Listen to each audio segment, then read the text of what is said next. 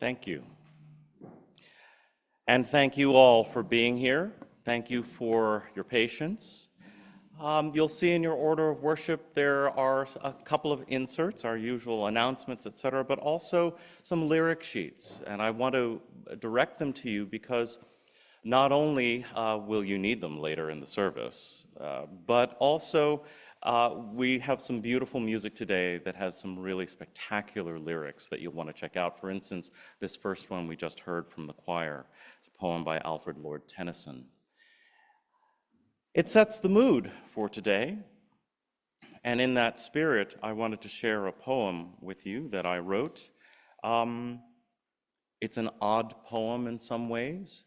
It comes from a time when I was grieving, and it's interesting the places your mind goes as a poet when you are in that space. It is titled Inside the Lines.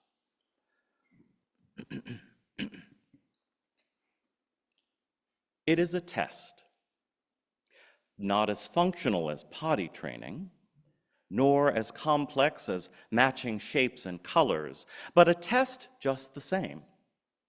And so you sit doubled over in a position that defies bones, with smudgy fingers working carefully, face screwed with concentration and an occasional focused and exasperated huff.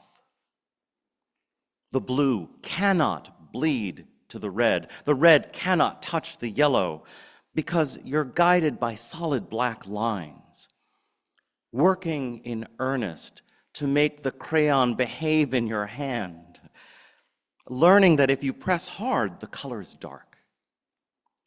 If you press lightly, it is barely there.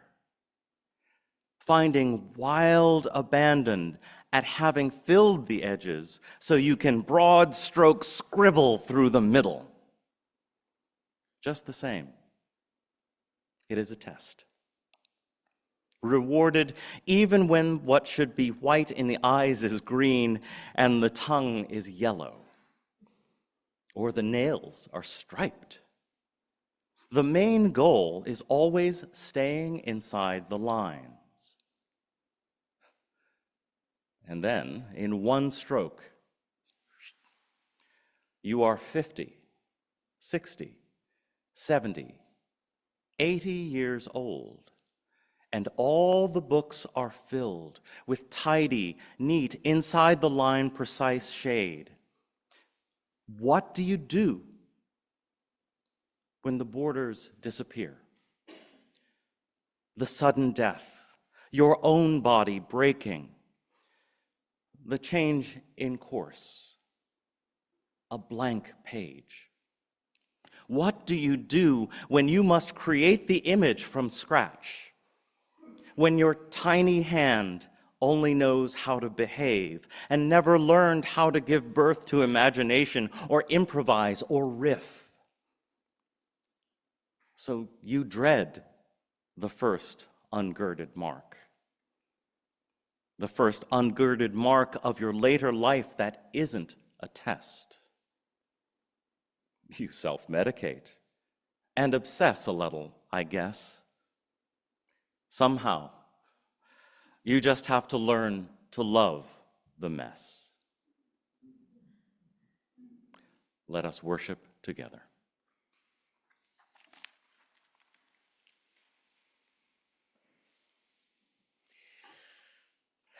Good morning, everyone.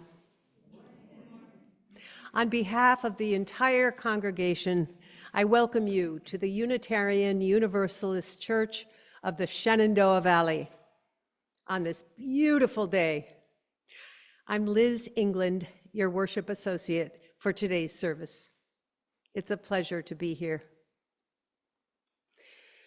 We wish to acknowledge that we are on the traditional lands of the Shawnee and the Manahoac tribes, who lived in this very area prior to the arrival of European settlers, who then took, I'd like to say stole, the land for their own.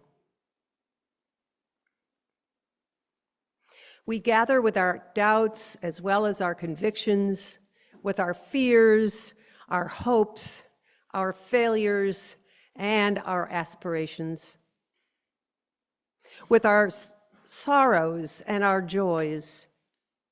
And whether you are joining us today for the very first time, and I know some of us are, or you've been a member or a friend for many years, we are glad you came today.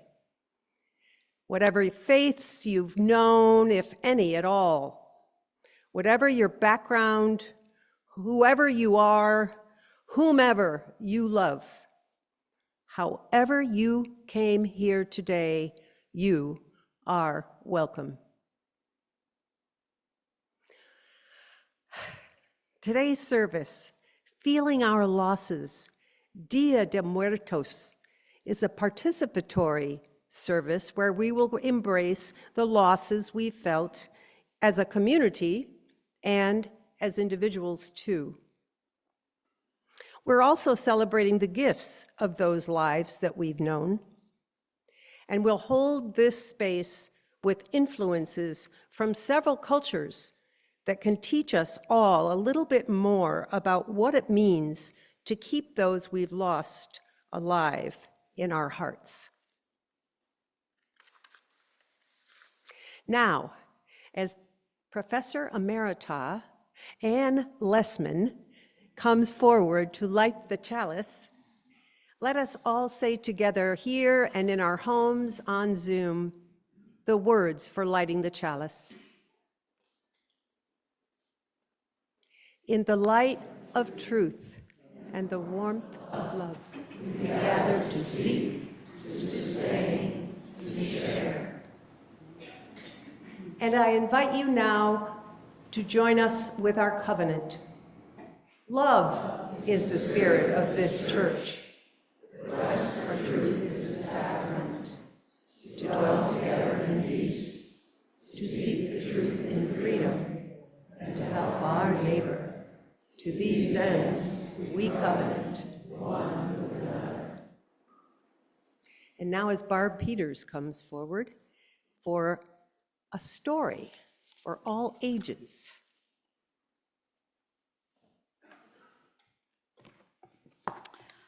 This story is really for young children, but we all are young children at heart.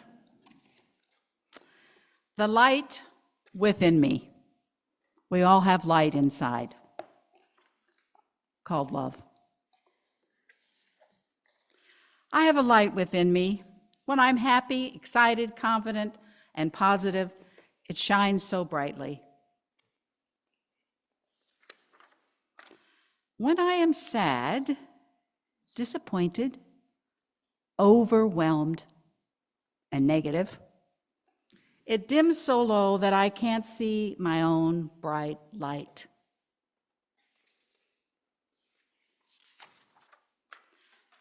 I have the power to either leave my light on or turn it off.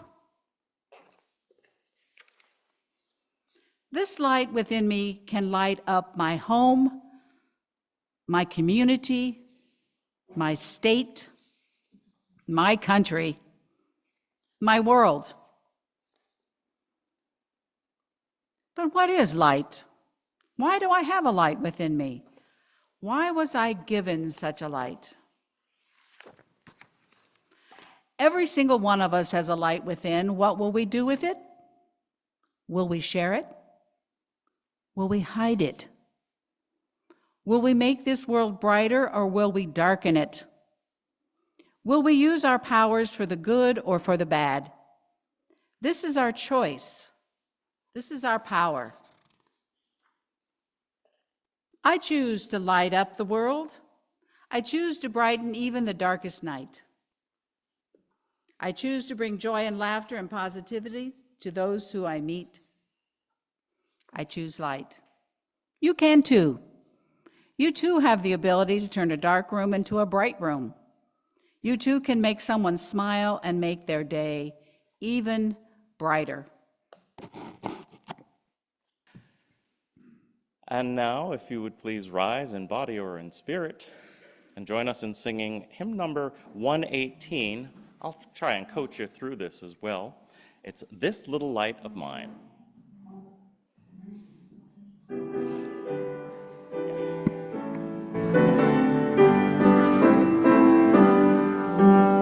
This little light of mine, I'm gonna let it shine. This little light of mine, I'm gonna let it shine. This little light of mine, I'm gonna let it shine. Let it shine, let it shine, let it shine. Everywhere I go, everywhere I go, I'm gonna let it shine. Everywhere I go, I'm gonna let it shine. Everywhere I go, I'm gonna let it shine. Let it shine, let it shine, let it shine. Building up a world, building up a world. I'm gonna let it shine. Lifting up a world. I'm gonna let it shine. Building up a world. I'm gonna let it shine. Let it shine. Let's do one more verse, one more time through from the top. This little light of mine. This little light of mine. I'm gonna let it shine. Oh, this little light of mine. I'm gonna let it shine. And this little light of mine. I'm gonna let it shine. Let it shine. Let it shine. Let it shine.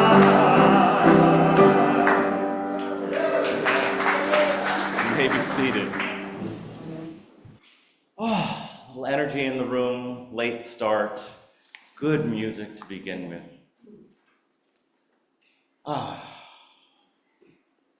And I get to take you to this place. How do you make sense of loss? Over the last few years, Anderson Cooper has been doing a series on grief on his podcast. It's actually quite excellent. For those who are unfamiliar with his journey, he lost his father, Wyatt, when he was still a teenager. And then his brother Carter died by suicide in his early 20s. The death of his mother, Gloria Vanderbilt, a few years ago brought it all to a head for him. Now, one might be quick to think that with money and fame like Anderson Cooper's, grief might be different, gentler, shielded, prettier. It is not. Grief and loss are universal. Sometimes complicated, sometimes ambiguous. Losses touch everyone sooner or later. And they touch communities like this one.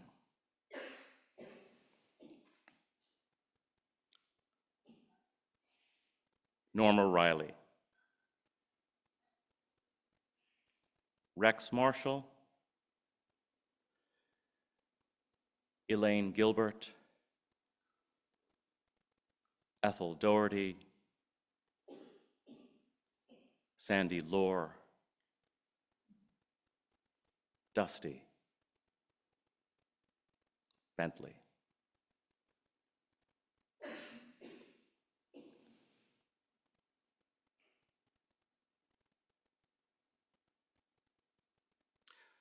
Because death and the sense of loss and grief that come from it are so much a part of human experience, it stands to reason that different cultures would have different approaches to this most human of experiences. We are all born and we all die. We can learn something from many of these cultures. Last year, this community was blessed by the creativity and energy of Kate McAnally and Lisa Rao and their Covenant group, who brought you some of Dia de Muertos from Mexican and indigenous cultures. They shared with this community the many symbols, the ofrenda or altar, we have one today, marigolds, sugar skulls, calaveras, color, remembrances that are part of that specific ritual of acknowledgement of the dead. They also offered readings and a ritual of sharing that we will again do this year. We're grateful for this place to come together. And a little background might be handy here as we prepare for this ritual. All Saints' Day, as many of you may know, some of you may not know, is November 1st. It is a Catholic tradition that it was established in the 7th century as part of Pope Benedict IV's dedication of the Pantheon when he buried Catholic martyrs there to protect their remains. It continued and then was established officially as November 1st by Pope Gregory III as All Saints' Day. There's a scripture reading that is attached to All Saints' Day. It's Matthew chapter 5, verses 1 through 12, which includes the Beatitudes. And then you have All Souls' Day, November 2nd. Now that is a day of prayer for the faithful, the Catholic faithful, who have died but are in purgatory. Then there is Halloween, October 31st, All Hallows' Eve, and it comes from the Middle Ages and originates in the poor begging for prayers for their souls ahead of All Souls' Day. Now, Dia de Muertos, that you've learned a little bit about last year, but we'll get into a little bit more, and I'll share a bit of my personal story connection with it, is a blend of Aztec and Catholic tradition, celebrating the dead and nurturing the connection with those who have passed. It is colorful, it is exuberant, it seeks to connect, not to separate. It is also important to remember that while Dia de Muertos holds indigenous roots, it is also directly a product of the Spanish colonial enterprise. It was the Europeans who brought with them sugarcane and the technique to mold it into figures. This is a quote from, there is actually a website called MexicanSugarSkull.com. Check it out. It's a quote from that website. Sugar art was brought to the New World by Italian missionaries in the 17th century. The first church mention of sugar art was from Palermo at Easter time, when little sugar lambs and angels were made to adorn the side of altars in the Catholic Church. I had the great fortune in my internship in San Diego to participate in Dia de Muertos with many, many people in our community, people who had grown up with the rituals, grown up with the songs. I feel like I experienced it as close as one could to an authentic experience being still in the United States. I did not get to experience it in Mexico. I hope to someday. But what was remarkable was the ability that this day had to hold the complexity, to hold both the pain and the loss, and also then turn around and celebrate and sing a happy, cheerful, loving, forward-thinking song. And to me, the idea of reaching into that space, even though we aren't, that I know of, Mexican Americans, though some of us may have those roots, our Unitarian Universalist value of pluralism gives us a clue as to how we can do it right. Our new UU value of pluralism makes me aware that in addition to Dia de Muertos, All Saints and All Souls Day and Halloween, there's one more. It is also this week the Hindu celebration of Diwali. While it is not so much a celebration of the dead, it may give us an important awareness reflected on the other days. Diwali begins on October 31st, and it's celebrated over 5 days. It is a Hindu festival of light with several different origin stories, but this quote from the Hindu American Society provides a good starting point. People light lamps at Diwali to remember that light triumphs over dark.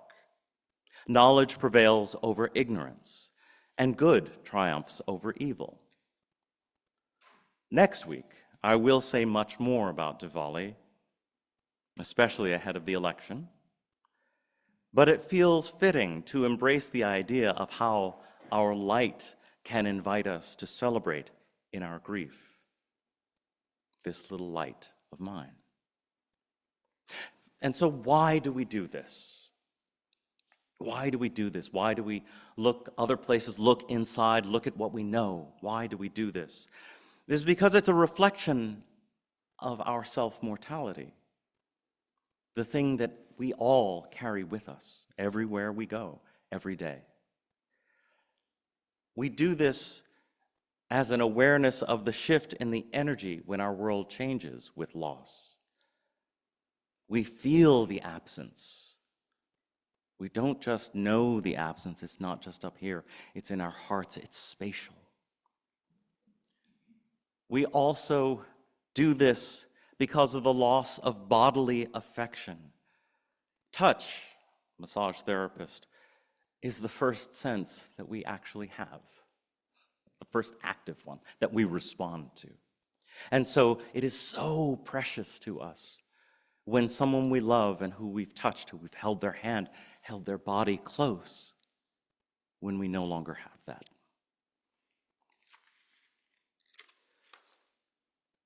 And so now I want to invite you to participate. To begin our ritual, we will have some music from Elaine. And I want you to take some time, if you brought things to place on the ofrenda today. We'll use the music time to place things, or if you just want to come up and take a closer look at what's here.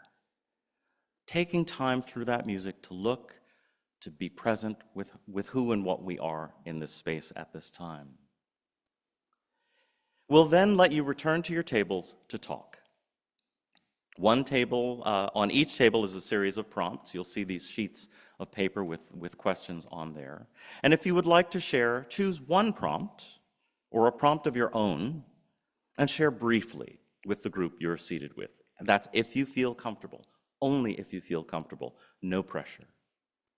If you prefer to simply be present in silence, that is perfectly fine. You'll also notice Post-its, pieces of paper on the table as well. You may want to write something to someone who has died. After sharing, I'll invite Elaine to play another selection, and then you're invited to come forward again and to place it in the black basket at the ofrenda.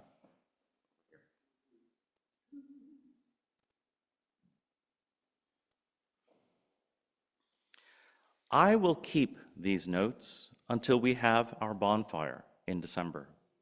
And at that time, those notes will be released into the fire of wishes and dreams and messages to the beyond. And you're also welcome to hold on to those notes if you'd like to keep them.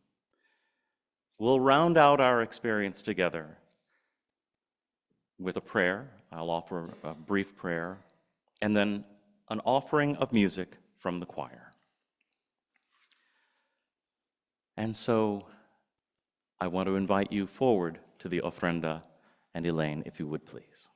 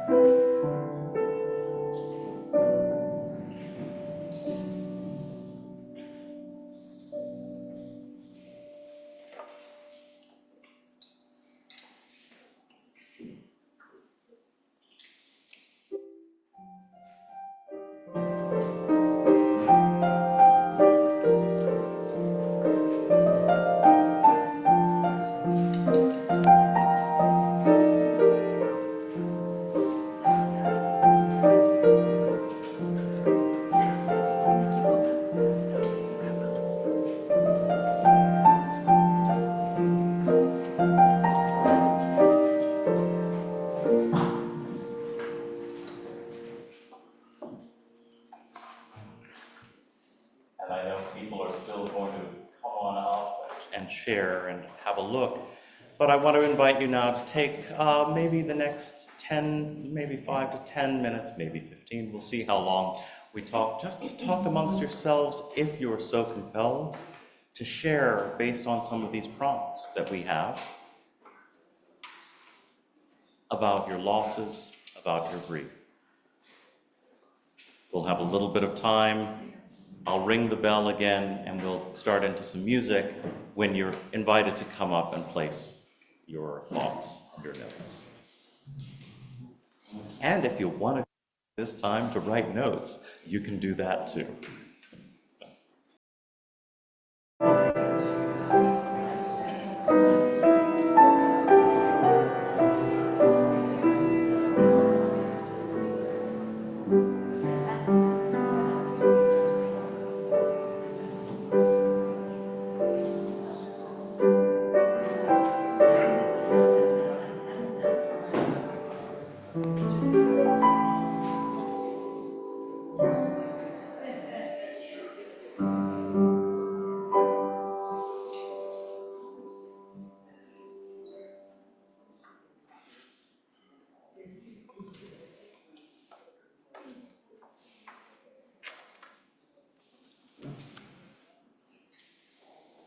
We will leave the ofrenda up. I noticed people bringing up pictures, phones, anything they could. It's beautiful to see you connect like this. I'd like to offer a closing prayer for this part of our worship before the choir comes out and offers us their beautiful voices. I'll begin with a reading from Matthew chapter 5, verses 3 through 10. Blessed are the poor in spirit, for theirs is the kingdom of heaven. Blessed are those who mourn, for they will be comforted. Blessed are the meek, for they will inherit the earth. Blessed are those who hunger and thirst for righteousness, for they will be filled. Blessed are the merciful, for they will be shown mercy. Blessed are the pure in heart, for they will see God. Blessed are the peacemakers, for they will be called children of God. Blessed are those who are persecuted because of righteousness, for theirs is the kingdom of heaven. While we do not all share a single concept of God, if we hold any at all, nor might we embody Mexican culture or anything even vaguely Catholic, may we still learn from these examples the importance of being connected in our human mortality. May we learn with each other what it means to be present with our grief. May we find comfort in the celebration together of those lost. May it be so.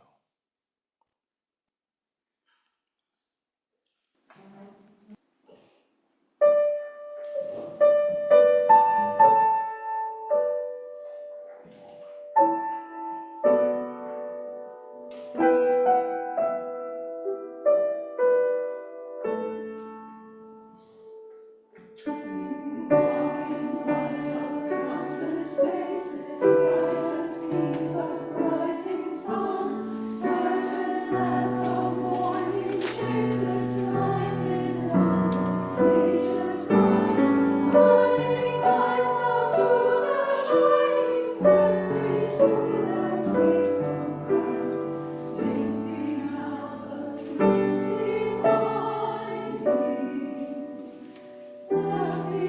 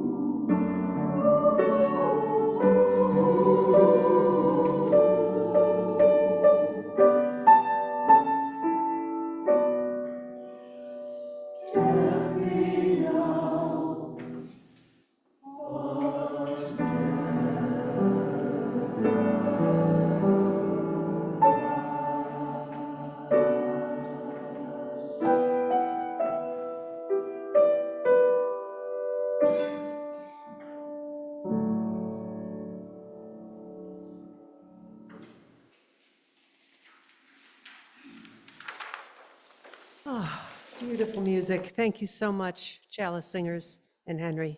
Beautiful. One purpose of the church is to encourage all who gather to grow more generous in spirit and in action. We now will gratefully receive an offering to sustain this self-supporting church and its ministries within and beyond our walls. If you are watching online today, we hope you'll consider making an offering through our webpage, uushenandoah.org.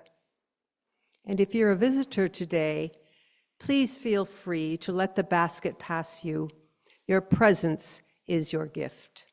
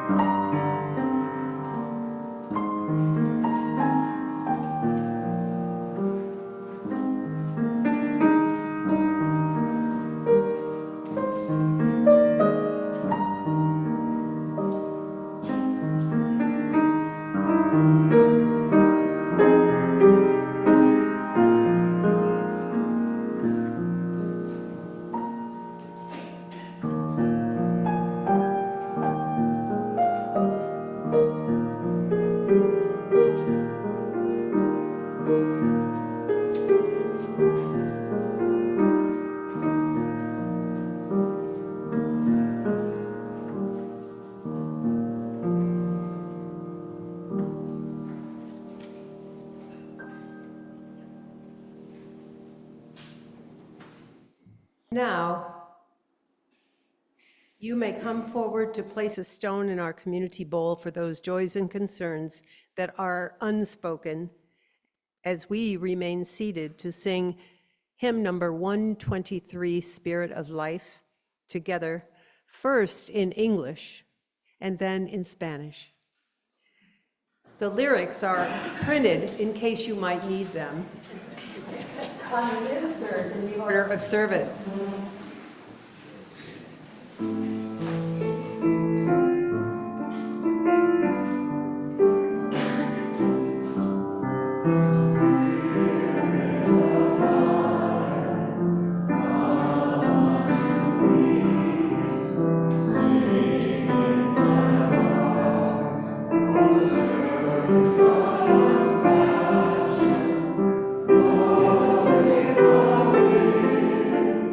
Rise in the sea.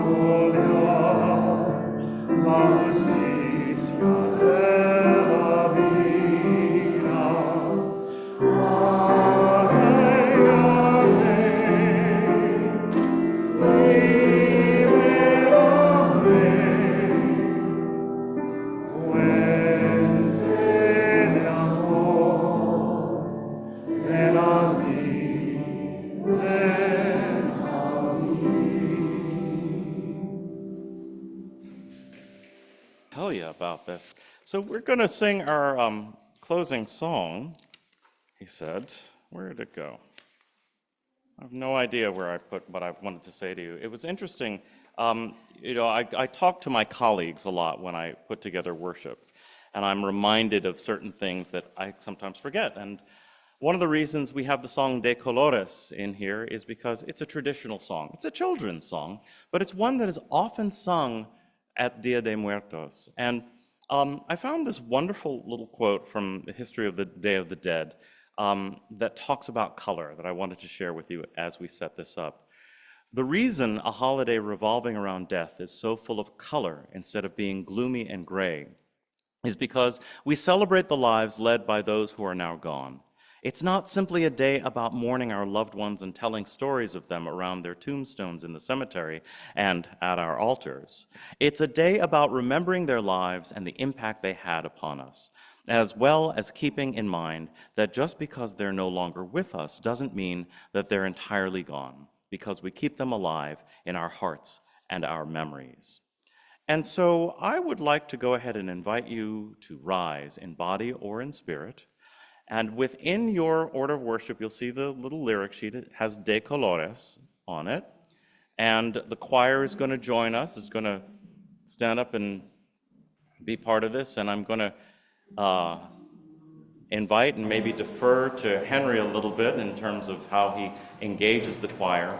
But I wanted to hear, what key are we in, Elaine?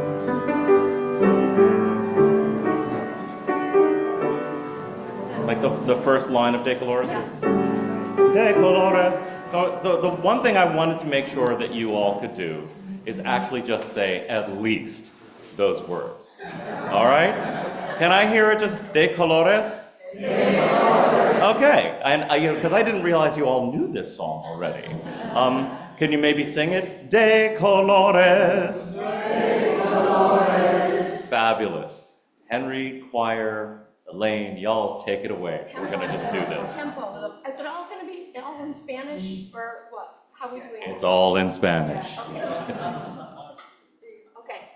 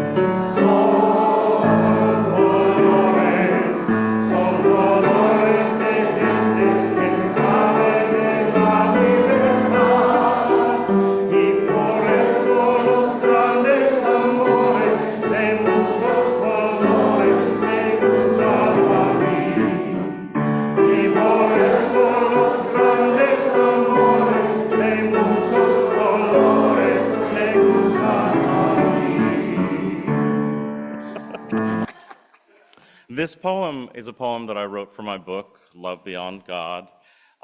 It's written for Dia de Muertos. It is titled in English, The Dance Between the Two, and in Spanish, La Danza entre los dos. It's translated by my dear friend, Reverend Tanya Marquez. De la oscuridad surge la luz. Después del día viene la noche. Así el sol persigue a la luna. Y así vivimos y morimos. From the darkness there is light. After day there is night. So the sun chases the moon, and so we live, and so we die. Pero si nos pesa el corazón, dejemos que los espíritus de quienes se han ido nos levanten, nos ayuden a volar. But if we carry heavy hearts, let the spirits of our departed lift us up and help us fly. Mezclemos nuestras lágrimas con sus risas, nuestra alegría con su memoria. Dejemos que los vivos dancen con los muertos para que todos podamos descansar en paz con la belleza y la plenitud de nuestras vidas. Mix our tears with their laughter. Blend our joy with their memory. Let the living dance with the dead so that we all may rest in peace with the beauty and wholeness of our lives. Porque así como el sol persigue a la luna, es la danza entre los dos lo que trae el dorado despuntar del alba y un exquisito crepúsculo púrpura. For just as the sun chases the moon, it is the dance between the two that brings the golden break of dawn and exquisite purple twilight. We extinguish this flame, but not the light of truth, the warmth of our community, or the fire of commitment. These we carry in our hearts until we meet again. Go now in peace. Enjoy the ice cream.